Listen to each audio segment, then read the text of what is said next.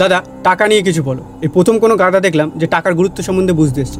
তাহলে ভালো করে শোনো, যেভাবে বেঁচে থাকতে গেলে অক্সিজেন লাগে, ঠিক সেভাবে একটা মানুষের চলতে গেলে, ফিরতে গেলে, খেতে গেলে, পড়তে গেলে টাকা লাগবে। এটা হচ্ছে একটা দিক যেটা সবাই জানে। এবার আর একটা দিক হচ্ছে টাকা একটা মানুষকে অপশান দেয়। এক্সাম্পল, একটা মেয়ে, সে দেখবি তার স্বপ্ন লক্ষ্যের কথা বলে তাকে কেউ খুব একটা গুরুত্ব দেয় না, আর একটু বড় হয়ে গেলেই বিয়ের প্রেশার দেয়। এবার ধর এই মেয়েটাই খুব কষ্ট করে নিজের পায়ে দাঁড়িয়েছে, আর এখন এর কাছে কিছু টাকা আছে, এখন এই মেয়েটার কাছে অপশান আছে। সে আজও বিয়ে করতে পারে, 5 বছর পরও করতে পারে, আর নাও করতে পারে। এর উপর কেউ জোর খাটাতে পারবে না। তো টাকা এই অপশানটা ওই মেয়েটাকে দিল। আমি এত দূরের এক্সাম্পল দিচ্ছি কেন, আমি আমার নিজের কথা বলি।